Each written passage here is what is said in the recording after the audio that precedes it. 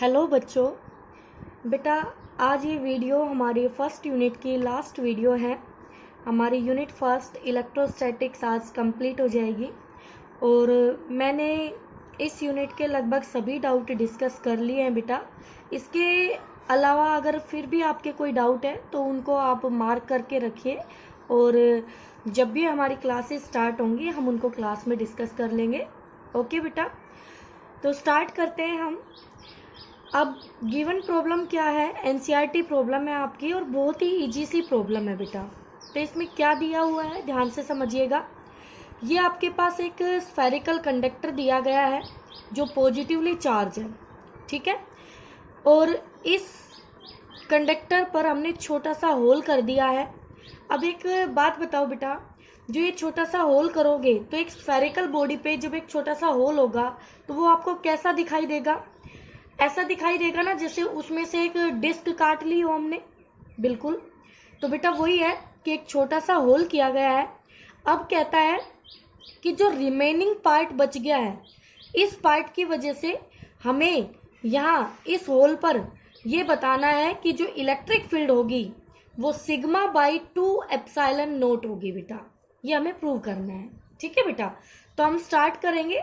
Start करने के लिए हम क्या करेंगे यहाँ पर कि जो ये होल हमने कट किया है, हम मान लेंगे कि इस होल की जगह एक छोटी सी डिस्क हमने रखी हुई है और वो भी कैसी है, पॉजिटिवली चार्ज्ड है। आपको याद होगा कि जब हमारे पास सिमेट्रिकल ज्योमेट्री में, रेगुलर ज्योमेट्री में मिसिंग चार्ज प्रॉब्लम थी तो वहां पर भी हमने ये कहा था कि वहां एक चार्ज मान लेंगे हम, ठीक है। तो उसी तरह से है बेटा यहाँ पर। तो हमने मान लिया। अब आपको पता है एक स्फेरिकल बॉडी है और उसमें से अगर हम एक होल कट करेंगे तो वो होल ऐसा लगेगा जैसे उस बॉडी के सरफेस से हमने एक डिस्क लाइक पार्ट को बाहर निकाल दिया है। तो ये एक डिस्क है बेटा, जिस डिस्क पर पॉजिटिव चार्ज है। अब हमें इस प्रॉब्लम को 2 बॉडी की तरह देखना है, यानी एक तो डिस्क है और बाकी रिमेनिंग आपके पास स्फेरिकल बॉडी है, ठीक है। तो रिमेनिंग बॉडी के लिए हम आर सिंबल यूज कर रहे हैं और डिस्क के लिए हम डी सिंबल यूज कर रहे हैं, ठीक है बेटा। अब मुझे ये बताइए, जो डिस्क की वजह से इलेक्ट्रिक फील्ड होगा उसको हम ई डी सिंबल से रिप्रेजेंट करेंगे और जो रिमेनिंग पार्ट है स्फेरिकल बॉडी का उसका इलेक्ट्रिक फील्ड हम ई आर से रिप्रेजेंट करेंगे बेटा, ठीक है। तो बेटा एक बात बताओ, जब हम सिर्फ डिस्क को देखेंगे तो डिस्क के पॉजिटिव चार्ज की वजह से यहाँ अंदर जो मैंने क्यू पॉइंट लिया है, देखो ये क्यू पॉइंट दिख रहा होगा, रेड कलर का डॉट आपने नियर द डिस्क सरफेस आपने इनसाइड लिया हुआ है। तो क्या उस पॉजिटिव चार्ज से इलेक्ट्रिक फील्ड की डायरेक्शन आगे होगी? बिल्कुल होगी मैम। तो क्या ये हमारा डिस्क की वजह से इलेक्ट्रिक फील्ड होगा? Yes ma'am. अब बच्चों हमें पता है कि एक स्फेरिकल कंडक्टर के अंदर electric field, net electric field 0 होता है। क्या होता है बेटा? 0 होता है, ठीक है। इसका मतलब ये इलेक्ट्रिक फील्ड 0 तभी होगा जब रिमेनिंग पार्ट का इलेक्ट्रिक फील्ड इस ईडी के इक्वल और अपोजिट हो। तो क्या हमें ये पता चल जाता है यहाँ से कि ये जो रिमेनिंग पार्ट का इलेक्ट्रिक फील्ड होगा वो बिल्कुल ईडी के इक्वल एंड अपोजिट होगा। क्यों? क्योंकि हमारी पहले की नॉलेज कि किसी कंडक्टर के अंदर, होलो कंडक्टर के अंदर इलेक्ट्रिक फील्ड क्या होता है? 0 होता है चार्ज कंडक्टर के अंदर। तो बेटा आपने यही लिखा है, देखो फॉर इनसाइड पॉइंट क्या टोटल फील्ड 0 होगा? बिल्कुल। तो ED minus E R equal to क्या हो गया? 0 हो गया। ओके बेटा, अब बताइए जस्ट आउटसाइड देखिए आप, इस डिस्क पॉजिटिवली चार्ज डिस्क की वजह से जो इलेक्ट्रिक फील्ड होगी आउटसाइड, क्या वो अवे होगी? बिल्कुल होगी।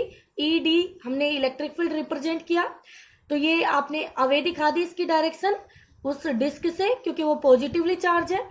अब बेटा रिमेनिंग पार्ट की वजह से ये भी पॉजिटिवली चार्ज है और बाहर कोई भी पॉइंट लेते हैं तो आपको पता है कंडक्टर के नॉर्मली डायरेक्शन इलेक्ट्रिक फील्ड की होती है।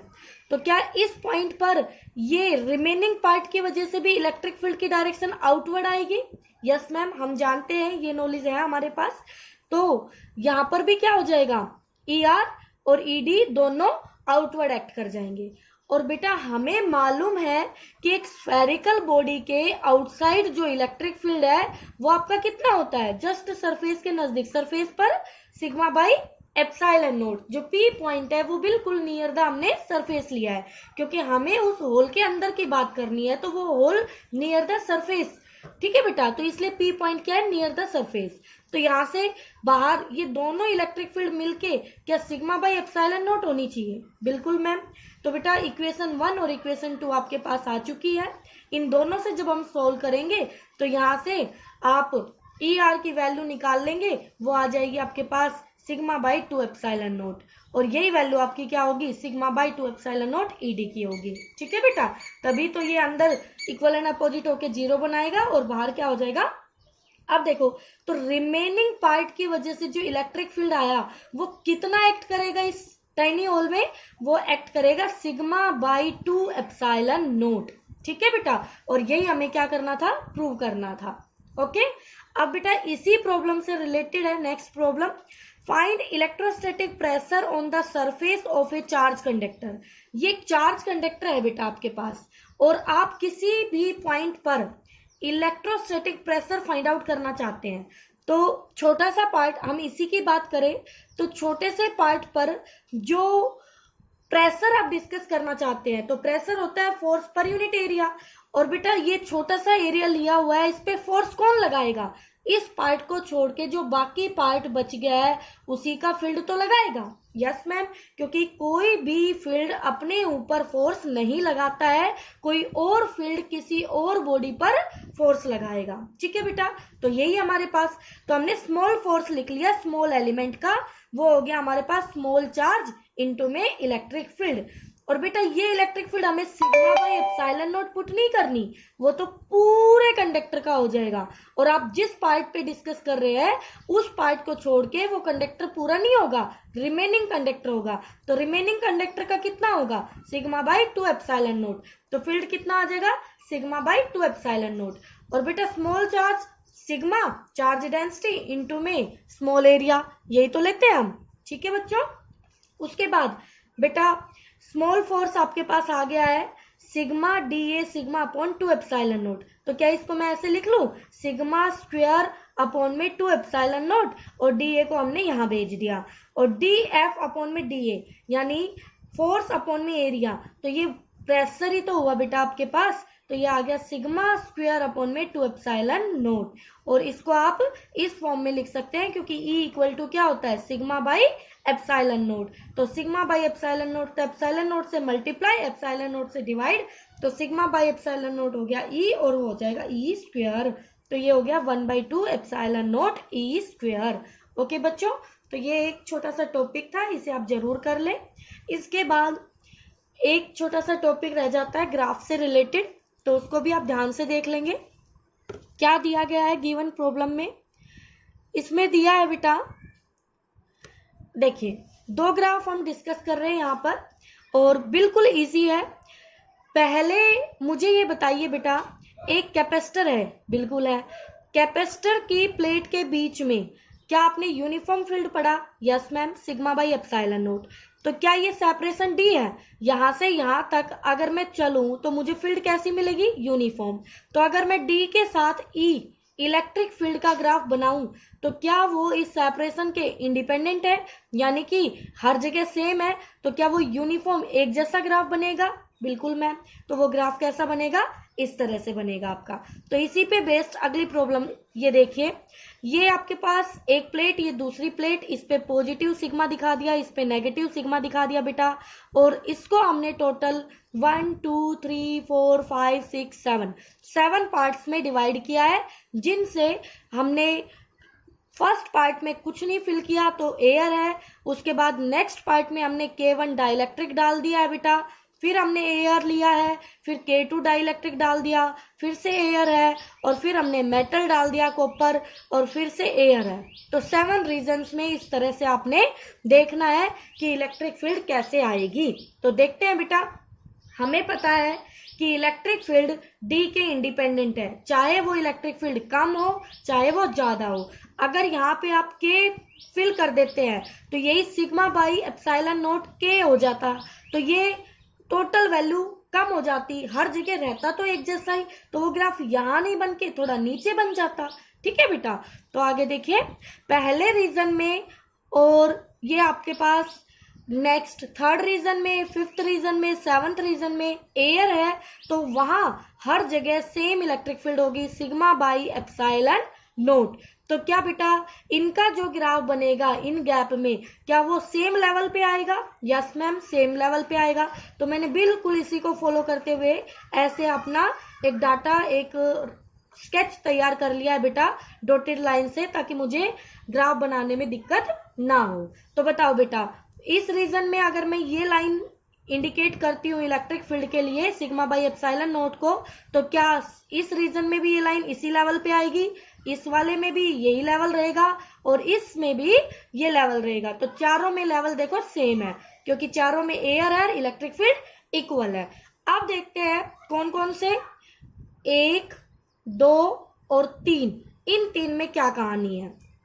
तो कॉपर वाली अगर देखें तो मेटल के अंदर इलेक्ट्रिक फील्ड 0, तो इसका झंझट भी खत्म हो गया, इसका इलेक्ट्रिक फील्ड तो 0 रहेगा पूरे इस कंडक्टर के अंदर।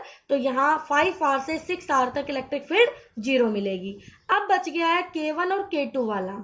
अब गिवन है K1 बड़ा है K2 से, तो K1 डाइलेक्ट्रिक बड़ा है और K2 छोटा है बेटा। तो बताओ यहाँ पे इलेक्ट्रिक फील्ड क्या हो जाएगी, 1/K1 टाइम्स और यहाँ पर 1/K2 टाइम्स जो पहले थी उसकी। तो बेटा sigma upon K1 epsilon naught और sigma upon K2 epsilon naught. अब बच्चों सिग्मा अपॉन एप्सिलॉन नोट तो दोनों में सेम है, अब कंपेयर करना है आपको K1 और K2 की हेल्प से। तो K1 बड़ा है तो ये वैल्यू कम आएगी और K2 छोटा है तो ये वैल्यू बड़ी आएगी। तो इसका ग्राफ का लेवल इसके लेवल से जस्ट नीचे आएगा, बट इन दोनों का लेवल इन वाले से नीचे रहेगा, क्योंकि K फिल करते ही इलेक्ट्रिक फील्ड घट जाती है। तो देखो बेटा इस रीजन में K ज्यादा था तो इसका सबसे नीचे गया ग्राफ, और इस रीजन का K पहले वाले से कम है तो इसका ग्राफ इससे ऊपर है, और एयर वाले का सबसे ऊपर है। तो इस तरह से आप electric field versus distance graph draw कर सकते हैं। ओके बेटा, आगे देखिए नेक्स्ट ग्राफ कैसे आता है। ये आपके पास एक कैपेसिटर है, इस पे पॉजिटिव प्लेट, इस पे नेगेटिव प्लेट, और ये डी सेपरेशन है। अब यहाँ पे इलेक्ट्रिक फील्ड नहीं पूछेगा, यहाँ पे पूछेगा पोटेंशियल वर्सेस डिस्टेंस आर, कि इलेक्ट्रिक फील्ड तो ऐसे है आपके पास, इलेक्ट्रिक फील्ड की डायरेक्शन में पोटेंशियल वेरी करता है। तो ये रिलेशन हमें पता है E = -dV/dr, यानी कि यहां से अगर मैं ध्यान से देखूं तो इस ग्राफ का जो कर्व, जो स्लोप होगा वो change in y axis upon में चेंज इन x एक्सिस, यानी dV/dr क्या इस ग्राफ का स्लोप होगा? Yes ma'am. तो इलेक्ट्रिक फील्ड क्या नेगेटिव स्लोप के इक्वल हुआ? Yes ma'am. तो बेटा यहाँ पे जो आपका पोटेंशियल है, अब यहाँ से मैं बना सकती हूँ V और R के लिए ग्राफ, कि V और R में जब ग्राफ बनाऊंगी तो उसका जो स्लोप होगा वो नेगेटिव स्लोप हमें E देगा। तो नेगेटिव स्लोप कौन सी लाइन का होता है? जो लाइन हम ऐसे ड्रॉ करते हैं। ठीक है, आपने लाइन ऐसे भी पढ़ी है, ऐसे भी पढ़ी है, ऐसे भी पढ़ी है, तो आपने positive, negative, zero, infinite slope सारे पढ़ रखे हैं। तो क्या बेटा इसी का नेगेटिव स्लोप होता है? यस मैम, इसी का होता है। तो इसका जो स्लोप आएगा वो हमें इलेक्ट्रिक फील्ड देगा। ठीक है, तो ये आपको ध्यान रखना है। अब आ जाइए इसके प्रॉब्लम पर। तो बेटा ये गिवन प्लेट है, यहाँ पर प्लस सिग्मा है और यहाँ पर माइनस सिग्मा है, तो ये हमारा एक कैपेसिटर हो गया, और इसको 3 रीजन में डिवाइड कर दिया। पहला रीजन, दूसरा रीजन, तीसरा रीजन। तो फर्स्ट और थर्ड रीजन में एयर है, कोई भी डाइलेक्ट्रिक फील्ड नहीं किया, और सेकंड रीजन में डाइलेक्ट्रिक डाल दिया है K वैल्यू का। ठीक है, तो बेटा जितना पोटेंशियल यहाँ पर देखो, गैप भी, कॉलम भी सेम है, डिस्टेंस भी सेम है, तो जितना पोटेंशियल यहाँ से यहाँ तक वेरी होगा उतना यहाँ से यहाँ, यानी कि हम ये कह सकते हैं यहाँ का इलेक्ट्रिक फील्ड और यहाँ का इलेक्ट्रिक फील्ड सेम होगा, बिल्कुल होगा, बट यहाँ का इलेक्ट्रिक फील्ड इस वाली वैल्यू से K टाइम्स कम होगा। ठीक है, तो कम होगा, यानी जब इलेक्ट्रिक फील्ड कम होगा तो स्लोप भी कम होगा। ठीक है बेटा, तो कर्व आपको ऐसी बनानी है, और ये ध्यान रखना है कि इनका स्लोप ज्यादा आना है और इसका स्लोप कम आना है। तो बेटा मैं थोड़ा सा इंक्लिनेशन घटा दूंगी, तो यहाँ से ये देखो, पहले रीजन में मैंने बिल्कुल खड़ी लाइन बनाई, ऐसे एकदम चढ़ी, देखो ऊपर चढ़ोगे तो चढ़ाई पे चढ़ने में जोर पड़ेगा, तो इसका स्लोप ज्यादा है। फिर दूसरे रीजन में मैंने स्लोप थोड़ा घटा दिया, देखो आपके घर के बाहर जो रैंप होता है अगर उसको ऐसा खड़ा बना दे तो हमें दिक्कत आएगी। हम ऐसे बनाते हैं कम एंगल पे, तो ये कम एंगल बना रहा है देखो। और तीसरा वाला सेम उतना ही बनाएगा जितना फर्स्ट वाला बनाएगा, क्योंकि दोनों में इलेक्ट्रिक फील्ड सेम है तो उनका स्लोप भी सेम आना चाहिए, तो ये स्लोप सेम आएगा। तो बेटा यहाँ से θ1 θ2 को कंपेयर किया तो θ1 बड़ा है, θ2 छोटा है। क्यों? क्योंकि इलेक्ट्रिक फील्ड k टाइम्स कम हो गई तो स्लोप भी k टाइम्स कम हो जाएगा। ठीक है बेटा, तो ये थी हमारी फर्स्ट यूनिट बच्चों, इसको अच्छे से आप करना। अब मैं 1-2 दिन में डिसाइड करके और आपके टेस्ट लेने की कोशिश करती हूँ, तो आप तैयार रहना। टॉपिक आपको मैं इन्फॉर्म कर दूंगी कल या परसों में। ठीक है बेटा, और फिर हम स्टार्ट करेंगे अपनी next unit, second unit current electricity. ठीक है बेटा।